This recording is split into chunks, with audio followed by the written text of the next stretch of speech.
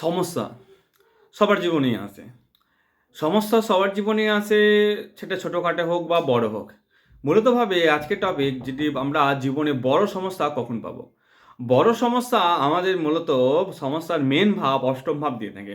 তাহলে অষ্টম পতি যেখানে অবস্থান করে, অষ্টম লর্ড যেখানে অবস্থান করে বা অষ্টম পতির সাথে যে ভাব কানেকশন করে থাকে, সেই সমস্ত বিষয়ে কিন্তু আমরা বড় সমস্যা পেয়ে থাকি।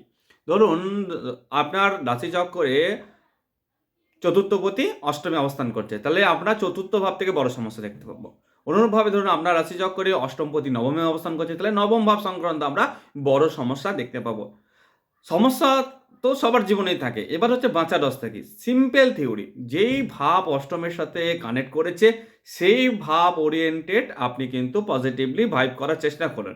অর্থাৎ ধরুন আপনার অষ্টমপতি যদি দশমে অবস্থান করছে, তাহলে আপনি চেষ্টা করুন যে অষ্টম ভাব ওরিয়েন্টেড কাজ করার বা কর্ম করার। তাহলে 10th হাউস কর্মের সাথে কানেক্টেড। ঠিক অনুরূপভাবে যদি অষ্টমপতি যদি আপনার 12 এ অবস্থান করে, তাহলে আমরা বলতে পারি যে অতি অবশ্যই আপনি চেষ্টা করুন যে মাটির তলা বা খনিজ জিনিস সেগুলির প্রতি কাজ করা বা ইনভেস্ট করা। কারণ ৮ আর ১২ র কম্বিনেশনে সেটা নির্দেশ করে থাকে।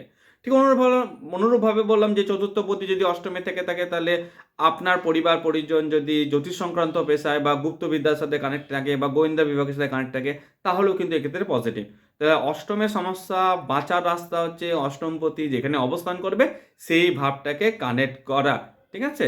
আর অষ্টম ভাবে সর্বাধিক পজিটিভ রেজাল্ট অ্যাস্ট্রোলজারদের থেকে থাকে, কারণ অষ্টম ভাব জ্যোতিষের একটা মেন ভাব, সেই ভাব সংক্রান্ত চর্চা করার জন্য। তাই অষ্টমপতি যেখানে অবস্থান করুক, আপনারা সেই সংক্রান্ত জ্যোতিষকে কানেক্ট করার চেষ্টা করুন, তাহলে মোটামুটিভাবে ভালো ফল পেতে পারেন। অন্যথায় কিন্তু অষ্টম লর্ড আপনাদেরকে কিন্তু বড় সমস্যা বা প্রবলেম দিয়ে থাকবে।